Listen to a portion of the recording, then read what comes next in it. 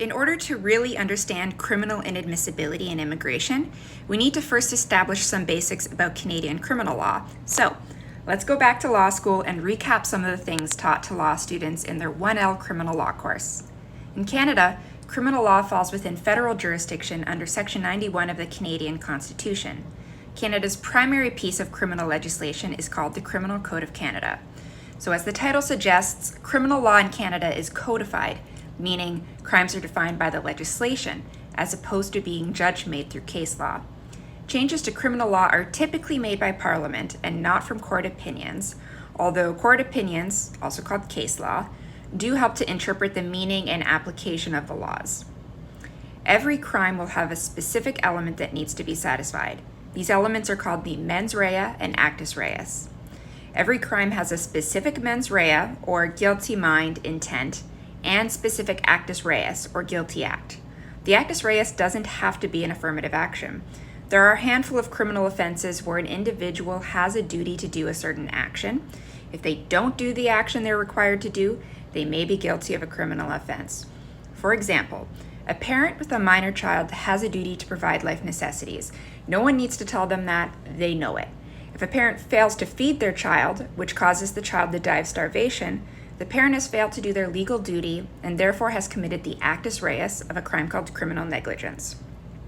In Canada, there are broadly speaking 3 types of criminal offenses: summary, indictable, and hybrid offenses. Summary conviction offenses are the least serious offense under the code. For any Americans watching, they are very similar to a misdemeanor offense. Some examples of summary offenses include things like public nudity, trespassing at night, and causing a public disturbance.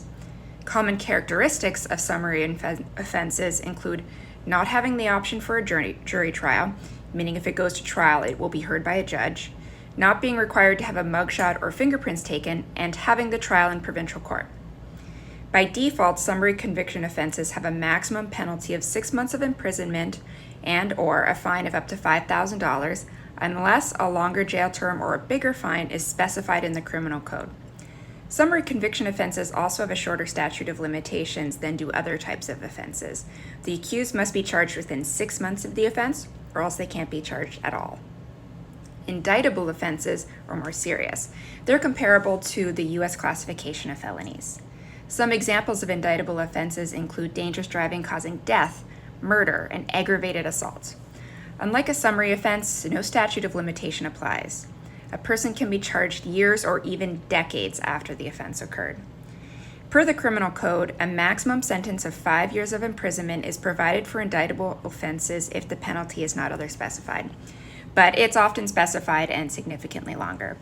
For example, aggravated assault carries a potential term of imprisonment of 14 years. The third type of offense is the hybrid offense. So as the name suggests, it's kind of like a mishmash between summary and indictable offenses.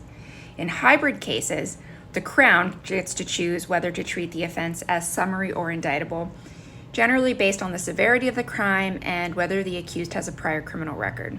So some examples of hybrid offenses are going to include impaired driving and theft under $5,000. For purposes of our discussions on criminal inadmissibility, it's also important to understand that Canada has special procedures in place for young offenders. Under the Youth Criminal Justice Act, a young offender is a person who's between the ages of 12 and 17. Once they turn 18, they're no longer a young offender and they follow the regular procedure. Young offenders receive special procedural protections and are often entitled to more lenient sentences. So, speaking of sentencing, let's briefly touch on that. Sentencing refers to the punishment that is imposed on the offender. Lots of different types of sentences can be imposed, sometimes standalone, but oftentimes combined. For example, jail time, fines, restitution, community service, therapy, these are all examples of sentences. The fundamental principle that the court must follow in imposing a criminal sentence is that the sentence must be proportionate to the gravity of the offense and the degree of responsibility of the offender. Other factors will be considered too, of course, things like planning and deliberation, previous criminal records, abuse of a position of trust or authority, just to name a few. So, that was our primer on Canadian criminal law.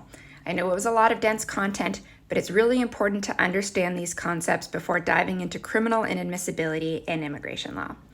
In our next video, we're going to discuss general versus serious criminality and what that means for criminal inadmissibility.